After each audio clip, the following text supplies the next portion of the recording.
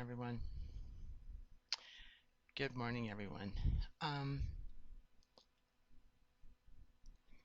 so I want to talk a little bit.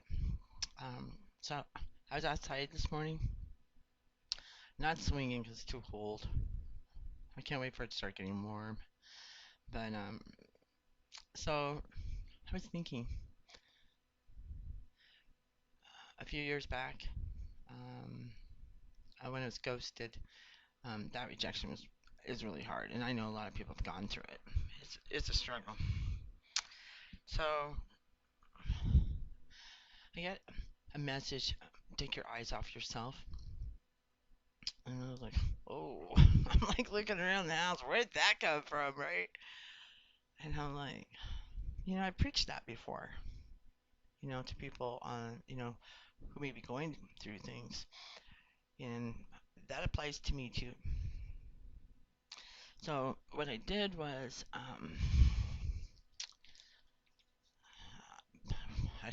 started going outside. And I have a real issue about isolating. I've done it all my life, so because I grew up in a room, for years. And I had everything I needed. The only thing I didn't have was like relationships and stuff like that. In school, I don't really remember having too many friends. Probably because I was crazy then, hard to deal with. But there was a lot going on in my own house, so I can see. But I'm sure I was called crazy since as long as I can remember, because I'm gonna take that spotlight off themselves, right? So, hey, we live in a perfect family. We don't anybody know what's going on, and I'm like ripping and screaming all the time. I just didn't like being, I don't know, I just didn't like it. I remember when I was in Catholic school, because I remember my uniform, and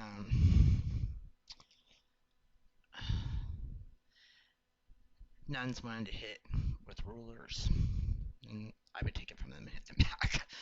I got kicked out right away. That didn't last very long. I don't like being hit. It bothers me. I'm sure it bothers a lot of people, and I don't tolerate it at all. Put your hand on me, it's jail. Frustrating sometimes. But so I would go out, and just walk because I used to walk miles, pick up trash. I really like doing that. Helped this guy one time. It was a couple years back. I was helping him for another family member, not my family, but somebody else. And um, I'd be out picking up trash, and I swear I saw his truck. It was like he was watching me from a distance. So creepy. Like, why would he do that? I don't know. It's weird. Um, that turned out to be weird too. That whole situation. A real shame. Real narcissistic. He couldn't see past his own facade. He was a bodybuilder, and it was a real shame because he seemed like he could be a real decent person. Real nice guy. I thought he was nice until I saw that other side. Um, he had to go because I don't like that. He was trying to tell me what to do in my home, and he's telling everyone else I took out the trash, I do all this stuff, and he didn't. He sat on that. I gave him my room because he had so much stuff. I slept on the floor in my living room. Plus, I worked in the morning, and I also do art. So if I wanted to listen to music, I was working on my angels or whatever I was doing, I wouldn't disturb him. I really offered a lot to him. I mean, and all my friends were like, "Why are you sleeping on the floor?" I'm like, "I don't know." But he had so much stuff, dude. I mean, he has loads and loads and loads of stuff. He has a lot of stuff weighing him down, but it's easier to buy things than to deal with your stuff, to deal with yourself. Why heal inside when I can just go out and buy stuff and just pretend that doesn't happen in my life? And that's how that is. I mean, there's a lot of people that do that. Um, and it's a shame, you know. It, in some cases, it's not about that. Other cases, is because they grew up with nothing, so they start accumulating. Or if they're depressed or in an abusive relationship, they start accumulating. And I learned that from my own daughter. I was like, where does all this stuff come from? It's unbelievable. When I move, it's just simple. 'Cause I live next to nothing. It's just something I always done because I don't like moving everything. I like two plates, two glasses, two dishes, just two of everything because why do you need all that excess? It's so much easier to wash two than it is to wash a bundle. You know, I don't like that. And when I cook, I only need one pan. I don't need five. So, but I guess it depends on what you're cooking. But my daughter, man, she can stack those pans. It makes me laugh. I'm like, what are you doing? You just throw it all in one. It's good. I look at her. I'm like, I'm not doing those until you learn how to like organize yourself before you started cooking. It's unbelievable, man. It's trippy. So, um, so I met this lady once. She lived on the second floor. She was from Georgia, and everybody called her Angel. She's like, "You can call me Angel." And I had this nudge, so I would just call her by her name. I wasn't sure what all that meant, but as I got to know her, she was straight up front.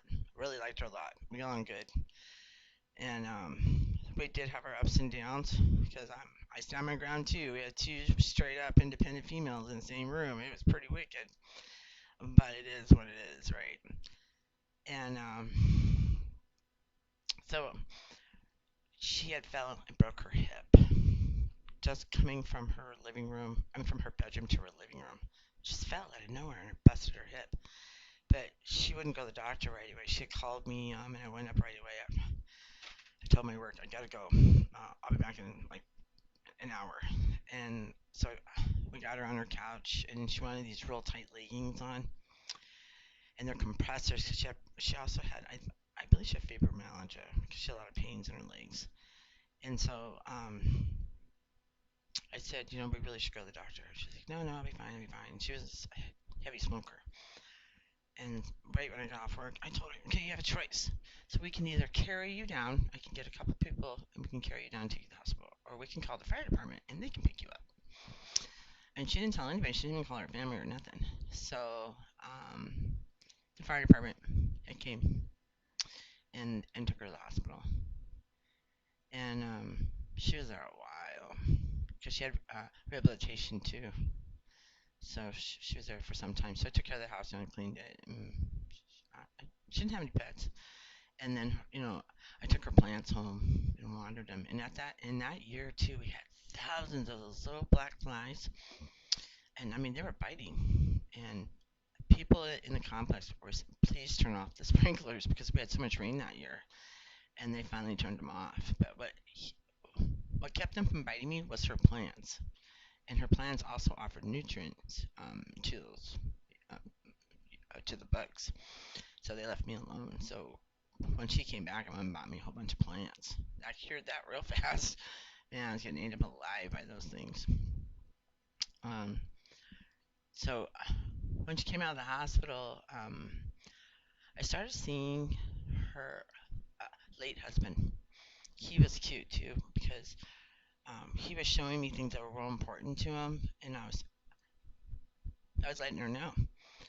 And so he had this sweater he used to wear over his regular shirt, and it was maroon. And she would hide it. She hated that shirt off or that sweater. She would hide it all the time on it. And she was laughing and stuff. And then he would show me his glasses. He had these rim glasses. He just loved them, and they were gold. He just loved them. And then his pants. He showed me on his pant legs. His pants were like literally like ironed like this, and they had a cup on them. And she used to tell him all the time, "You waiting for that flood, honey?" Yeah, she's from backwoods Georgia. She's from the woods, and she grew up poor, but she's highly educated. She was a psychiatric nurse, retired, and she was trying to find little jobs, to kind of help her get by. Nobody would hire her because she's too highly educated. She even got her butt ripped one time because um, she didn't say anything to anybody, and that company ripped her a new one. for not, you know, yeah, I'm highly educated, but she needed a job, and because she was so highly educated, she couldn't get one, even in retirement. She didn't, and she wasn't physically able to go out and work, So she wanted to just kind of like help people online and stuff, but they wouldn't give her the time of day because she was educated. But that's ridiculous. She's retired, and retired people are finding ways to make money because it's not enough. It's crazy, you know. But it is what it is. So I helped her for almost a year, and then she had a couple good scares where she couldn't breathe. She calls me on the last one. Please don't call my kids. I called them. She needs to be with her family. I mean, they need to be helping her. And so, her daughter's husband, he came and got her. This is funny. I gotta tell you this. So she she didn't pack. I had to help her pack. Me and a couple other people. So we pack her little tiny car, right? And we recruit a neighbor. I can't believe he got all that stuff in this tiny little compact car, right? But there's no room for the passenger. I mean, none. So her son-in-law comes, and everybody's telling him there's no way you're gonna have to get rid of something. He's a big guy. You know what he does? He gets into the back of that car and lays on all those bags. He lets all the air comes out of it, right? And then he packs the rest of it in there. I can't believe it. They drove 9 hours straight. Um, it just blows my. We were all laughing. We couldn't believe it. Our eyes were just like, you know, common sense, and that was just something we didn't have. But between all of us, we didn't wait like he did. So he's a really smart guy, and he was funny too. I don't know. There's just something about him I really liked. Um, and it definitely, his wife, definitely a perfect match. I mean, perfect. Um, and I really like her too. She does art pen, so she takes ink pens and makes really cool designs. I don't know why she isn't published yet because she's talented. Oh my gosh! And she has a well, she didn't finish her degrees, but but her mom really like she pushed education on her children, and they were privileged people. So and but college is really important. Like I always thought it was important too because I just wanted to be different in my family. I wanted to be more than just a GED. I got my GED late. I was in my 40s, and then I went to college in my 50s, and I'm getting ready to go back in hopefully next week. But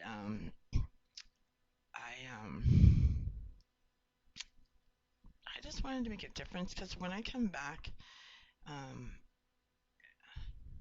yes, I believe in reincarnation. If I do come back, I don't want to be back where I was. You know what I mean? This one thing I did ask for when I started working with the Lord. I wanted all my karma up front. I wanted to do it here because when I go, if He allows me to go to heaven, then I want to rest. If it's not my time yet to go back to heaven, then we'll do something else that He wants me to do.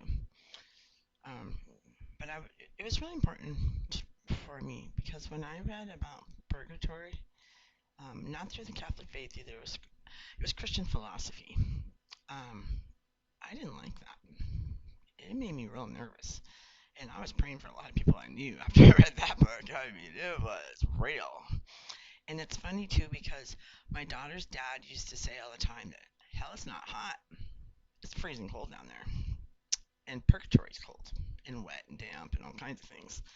And I don't like it, and I don't, no.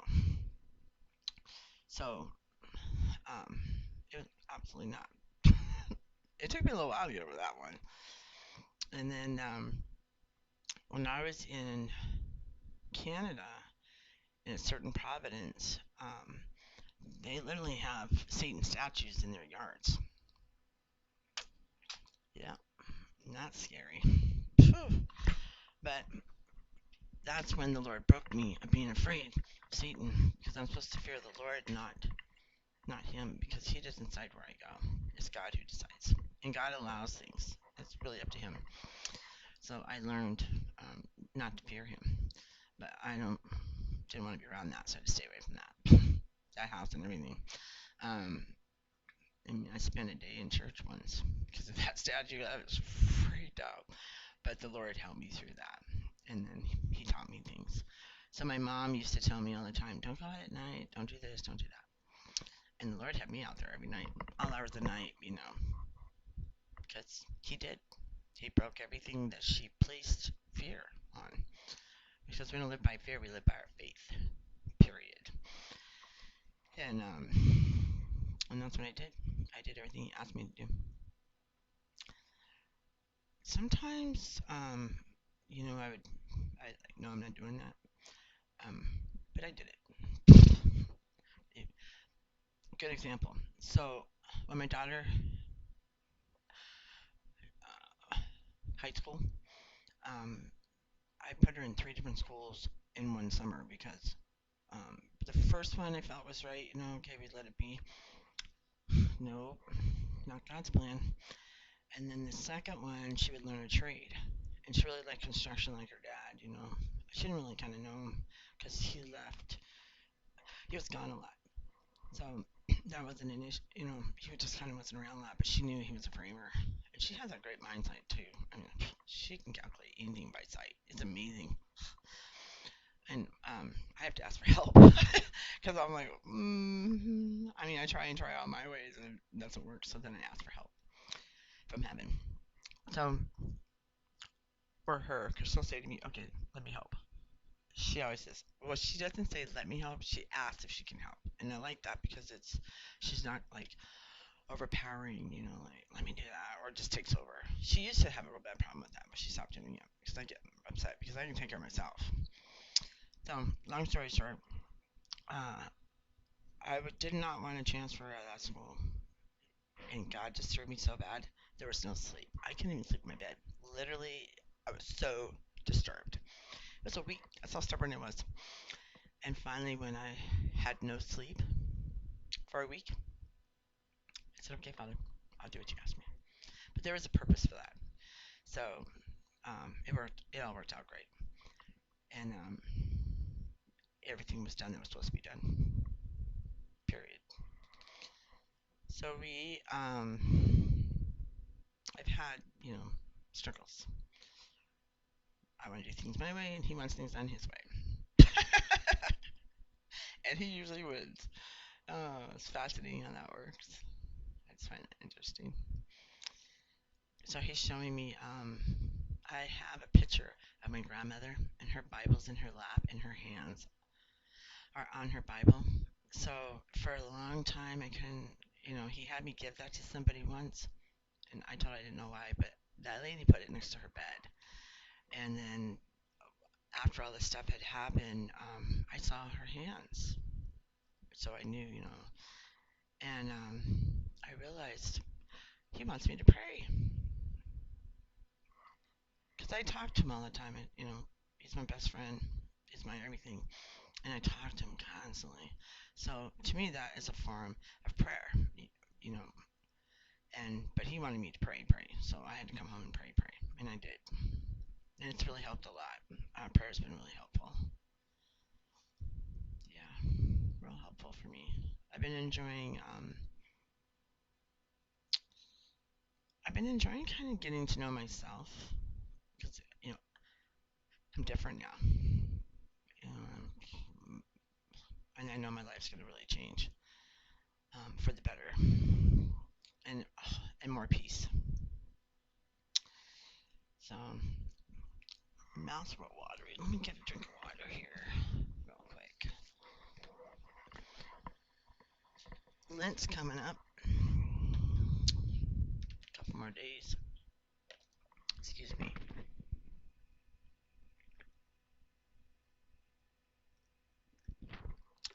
I really need to drink more water. Hopefully, so I think for Lent, what I'm going to do is walk more. I'm going to start walking. So they were told me that I needed a new hip on the left side. I have problems with my hip, and I'm born with it. And so it's not bone on bone yet. So they don't want to replace the hip until they replace the whole entire thing. I mean, literally, the hip socket, and all that. So if I keep walking, maybe that'll happen. I really don't want to. I wanted to get it done now because I'm young still, but they don't want to do it until it's hip on hip. So they just replace the whole thing. Not looking forward to that. I mean, she had 6 weeks in rehabilitation, and they just put pins in hers or screws. Mm. They did a good job though, and then it was really cool. So the Lord sent me to this one place, um, and he had a niece who had the same disease I did in my hip. Um, and he said he just went in and they just replaced everything, and she's doing real well. She's an athlete and everything. Or she probably already was an athlete, but she's doing real well academically and physically, which I thought was really super cool. But he's here in Tucson, and I liked him because he was straight up honest. I went to a couple other people, and that's all I saw was dollar signs. And one guy, he's only in it for the money. I didn't like that because I'm a human being. I want to be treated with, compassion. So I know to stay away. That's why you should always pay attention to your body too. Because when I used to go get the flu shot, I would get really nervous and really uptight and stuff, and I would take it and I regretted it later. Man, and then I was allergic, so they told me if I did it one more time, I won't be on the planet. So we're done with that. Scary. So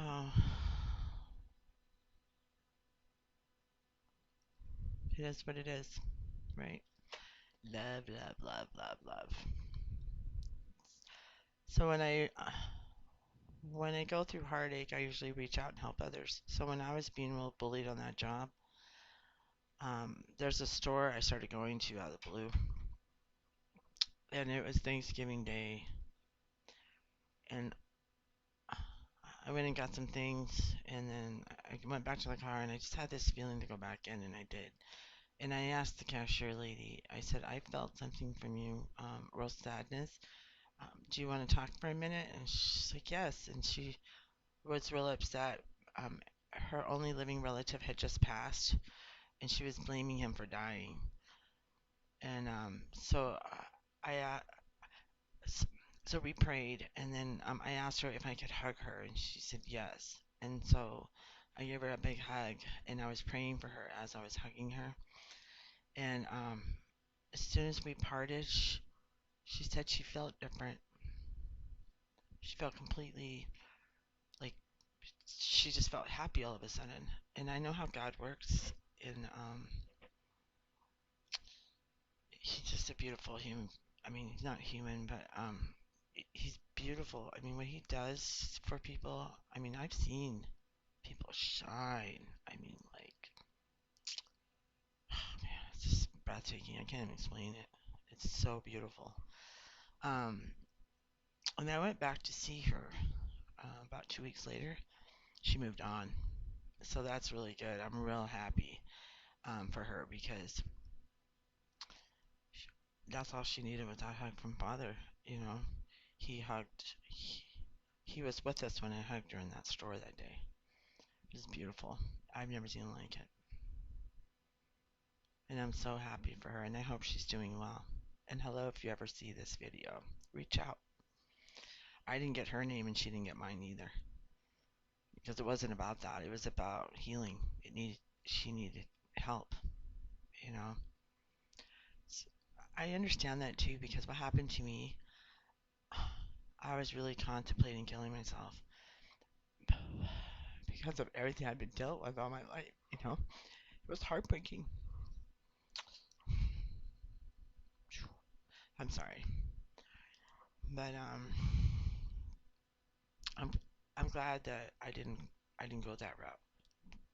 You know, um, I'm really glad I didn't. I'm really glad that I just sunk into Father and it begged for help. Asked, and then He sent me on this path. You know, start recording, start telling your story. You know, heal, and I didn't even understand it until just recently. Like, oh my gosh, I just created something new, a new way of healing. healing trauma faster? Am I going back and everything you have, everything you do, you go back and edit. But when you're just talking to somebody, you're not hearing yourself. You're not seeing what you're saying. And I've been surprised on a couple things I've said. I want to start some organizations, especially for other people like me, and having this platform and awareness, for adults. There's a lot of programs for kids, but adults, there's really nothing. Um, and I refused to take a pill to feel better, so there had to have been another way. But I don't like I said, I don't like any of that stuff. I'm sorry, I love lotion. It's one of my favorite things. I like always constantly using it. You know what I noticed too? I got my mom's nose and her cheekbones. My mama had really pretty cheekbones. She was really pretty. She wore a lot of makeup though, 'cause she worked in the clubs, and it's dark in there, so she wanted to make sure they could see her. You could see her. And she wears this cologne, Youth Dew. Oh man, I love that smell. I smell it only once in a while, but I know she's present if I can smell it, if it's in the house. And then roses, Mother Mary's near, or Saint Teresa. And if I smell tobacco, it's Father Pedro Pio. If I taste sulfur, then I know who's around, and I start praying to get rid of that right away. Um, there's a lot of things that I have that really help a lot. That's really, which is really cute. It was strange. Somehow we got into each other's lives, and I had a dream about a bottle.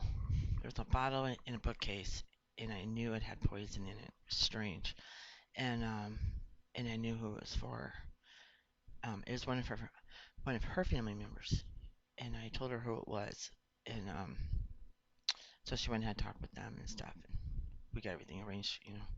And he came clean. He was gonna do it, and it was because, well, it was over divorce, and so we saved a life. You know, that's how God works. I mean, you just don't know when that's gonna come, and He will tell you who it is and who it's for. And please, don't hesitate. It may sound crazy at the time, they may deny it, but just keep your eye out. And then there's an angel who sometimes, well, he has shown up in my life a couple times. So his hands are dirty and his gown. And somebody had to show me uh, what he was about. And then when he showed up at my house, the first thing I said was, "What are you doing here?" And when he would be right next to my bed, and I had a neighbor. You know, I don't know, but I didn't like him in my house. I didn't let him in my house very often. Once in a great while. But but when he did come in my house, I would rearrange my house. That's strange. I don't know why, but I did. So when I moved my bed from that wall to the kitchen, I got a message to wash my bathroom with salt, the walls and the tub and everything. And I didn't do it right away. I was like, I'm not doing that. That's a lot of work. I didn't want to do it. Oh, yes, you are. And I did. And thank God I did. So my neighbor committed suicide. If I had not done that, he would have entered to my apartment. And nope, didn't happen because, I mean, he would come afterward, he would come like hang out next to me. And I had read something to him out of the Bible. He was forgiven because he had a lot of problems. And that's what I want to make really clear with people is that a lot of people think, oh God, they're gonna go to hell. That's not true. Why would God punish already the ill? They're already ill. Why would they punish? Why would he punish them? That's ridiculous. Don't ever think like that. Always think the best, no matter what. And I always let people know that they're in a better place. You know, God's healing them. And I love that. And they get to come back again and live a better life. People say, oh, you're just going to come back and relive the same thing. Why would God put you back in the same thing? Does that make sense to you? It doesn't make sense to me. You know, they're being healed there, and God's just going to put you right back in the same mess you were in before. That makes a lot of sense. Does that make a lot of sense? That doesn't make a lot of sense. Why would you put me back in that? We get to choose what we are here for and how we live our lives. Um, Hope is, I think, is what, um, if people lose hope, because my daughter had that in middle school, she was losing hope. She's real pretty, and people would talk to her like she was a dog, or treat her like she was a sex object. Sick. Middle school. It's been happening to her since she was in grade school, but she just had enough. She's a human being, real person who has feelings and deserves to be treated with love and kindness. It's crazy. There was a principal in her middle school, and she was dating. Well, he kept leading her on, but he wouldn't have anything to do with her publicly, and he was of a different ethic, and so was she. And he went and made up all these lies to her, to the principal, and the principal told her, you need to stick to your own kind and leave ours alone. That's exactly what she said to my daughter. I was appalled, appalled. So that kid decides to reach out to my daughter and was complaining about how he asked her not to say anything, and she told the principal, and he was talking about his feelings for her, and so I took that to that principal and shoved it right up. I wanted to shove it up her, what, but I didn't, and I told her I'm pressing charges, and she pulled him in. She didn't even apologize to me or my daughter for her ethic, violation of we need to stick to our own kind. And what balls do you have to speak to somebody like that in the first place when I didn't teach my own children that kind of stuff? It's creepy. I did not like that. And why are you a principal if you have issues with mixed, with, that's just crazy. Who does that? But sometimes that power thing again, that authority position could really get to people's heads. And they started to abuse their power and start putting a race BS on everything. It's just ridiculous. I've never heard of such a thing until this last job I had. It was like that. I didn't have any rights there at all. I mean, none. Um, and she pulled in every counselor, vice principal, and the police. He was shaking his boots. He never bothered my daughter again, ever. And she should have apologized to my daughter for what she said to her to stick to her own kind. Okay, it's ridiculous. Appalling. It's really appalling. Then there's this other time, she was in high school, and of course, we have this person who's the hall monitor, and my daughter asked her to hold the door.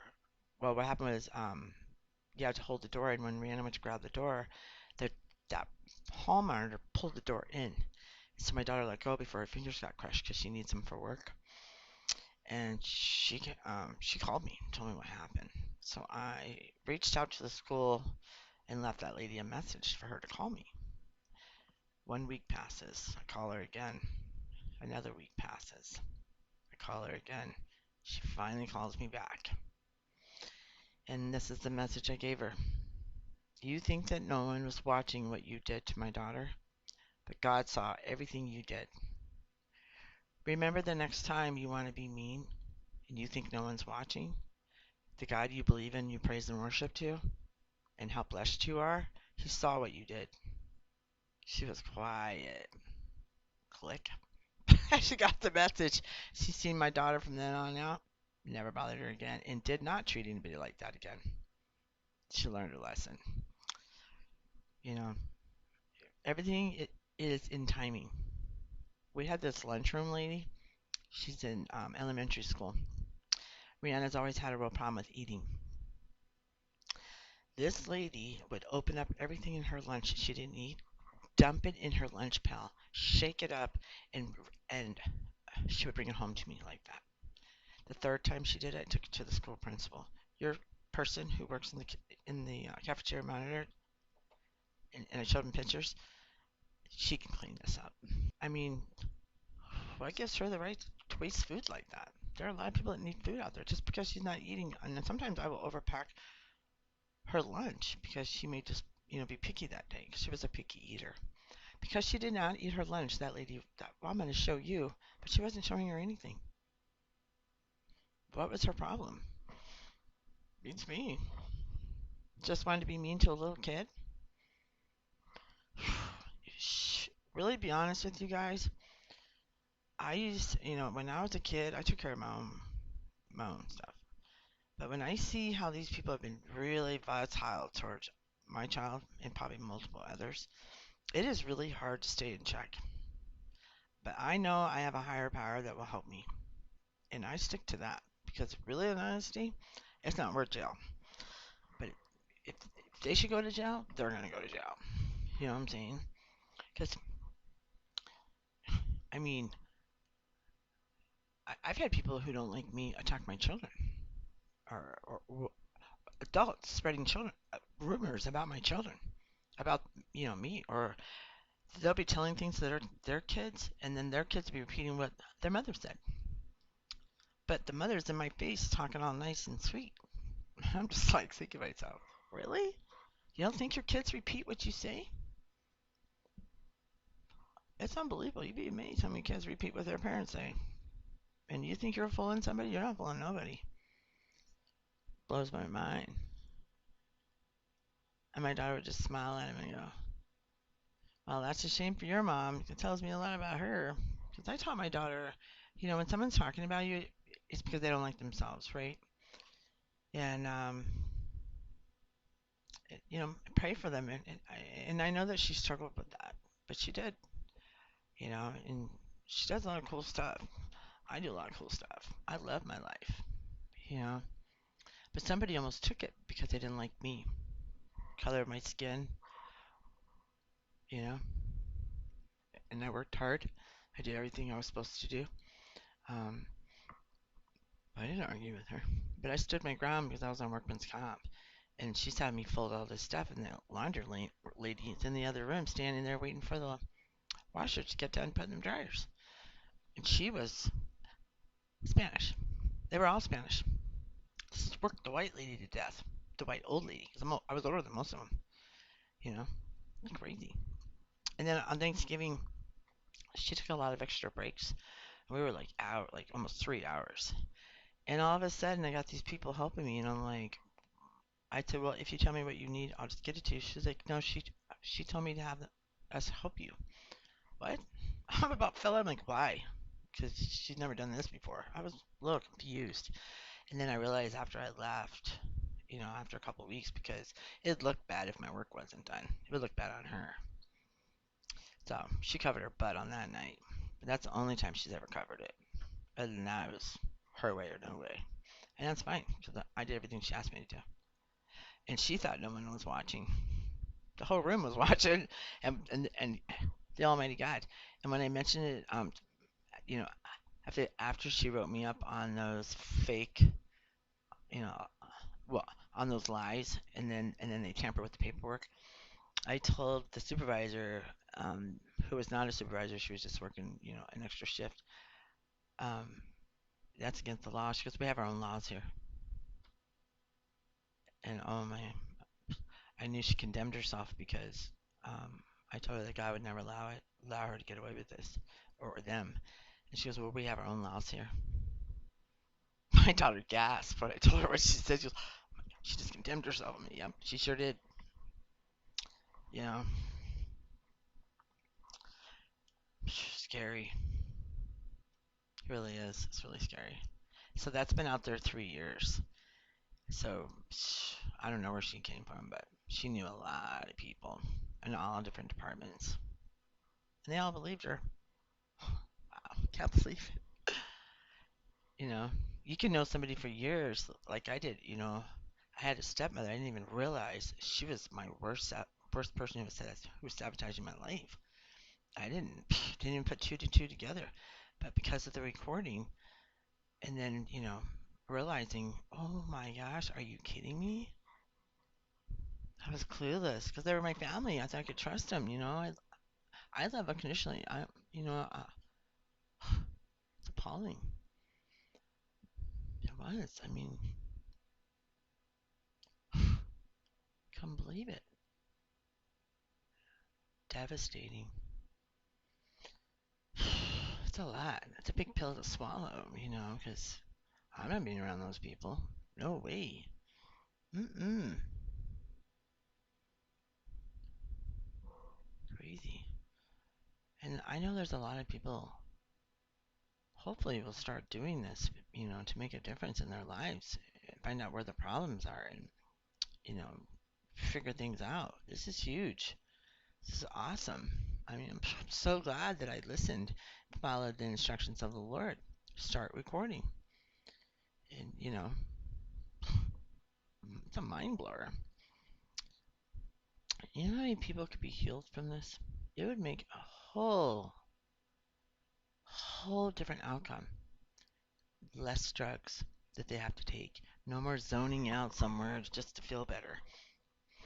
None of that anymore. Actually get to do something with your life instead of missing years and years. I mean, as old as I am, I saw, plenty of years. But I really feel like I missed out on life. I felt cheated, you know? And I'm trying to forgive myself for that. Like why didn't I pay attention more? Like, what was I missing? Probably because of the stress I was already under, and then having this additional, um, because I was angry every time she mistreated me. I didn't like it. I'm talking to God left, right, and center. But I have to still honor thy mother and thy father, but she's not my blood. She knows nobody to me. I used to call her mom, and then I stopped doing it. When my mother told me what she did with my dad, you know, oh no, you don't get that. You don't even get that. No, you don't get that title. I stopped it right then and there. Ooh. And yeah, no, mm-mm. Nope. I just love. That's what kept me going.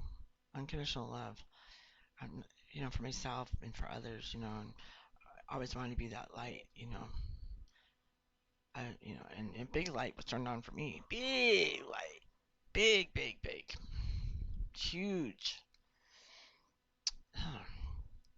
I'm just looking forward to a whole new beginning, which is happening now. Um, but I just, gotta keep going. But I'm not stuffing anymore.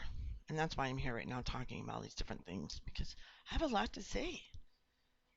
I need to build a community and, you know, I don't have to be alone anymore. I know that now. I don't have to, you know,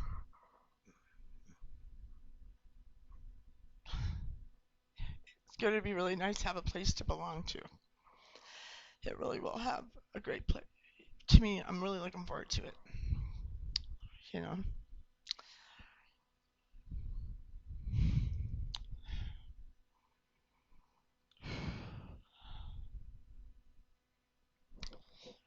it's hard for me. I feel the emotion, but the tears don't come real easy. You know what I mean? Um, but by feeling the emotion, it's still being healed. I don't have to be crying over the keyboard. I mean, I've done that before. When I got ghosted, I was really hurt because there was no explanation, just ghosted. No phone calls, no nothing. And another thing too, one thing that keeps popping in my mind. Even when we were in a relationship, that's all he wanted to do was text. He never wanted to speak to me. It was always through text. That should have been a red flag for me. Bye. You know what I mean? That should have went bye because he didn't want to be close, right? He had his own issues. But I didn't know because I gave him unconditional love. I didn't even know him that long, but I love myself now. I I'm important, and I deserve, and that's what I'm giving myself is unconditional love and support because um, without me there is nothing, and I don't want to be nothing. I want to have friends, community. I used to watch this one particular show. It's a cop show, And I used to say to God all the time, I wish I had a family like that. To sit around the dinner table and talk about our day and have our discussions and um and if we didn't agree, that's okay. Nobody's getting up having a fit. I mean, they did have their intense moments at times. And they were Catholic, you know, it's beautiful. But our table, there was always hidden issues all around it. Because when I think back about some stuff, I'm like, oh yeah, I missed a lot. I was just floating through, doing my thing. Oh man, but I'm gonna have that one day. And then I love to have barbecues. I love to cook outside. I'm a really good barbecuer. And how I got good at that is that her dad, he would come home from work and he would have barbecues and drink beer and just talk about him all day long. You should have seen me on this and this because he was really fast at what he did. He was really good. He was a really good builder, and he would run circles around people. He used to make he used to say all the time, "Oh, I leave things for the inspectors. Give them something to do. Turn their money." I was like, I mean, that's how arrogant he was, but he knew his stuff. I mean, people would line up for him to build. He would have them done like that, and they were perfect. He had a good teacher, and he could have been roasted Sexville, but he had issues, and you know, and that's what happens when you're raised like that. Because I know, you know, but you don't have to be successful, like being rich or anything. But you can be rich in all kinds of ways in your life. It's just awesome. Like I've learned that through the years because that's what kept me going every day. You know.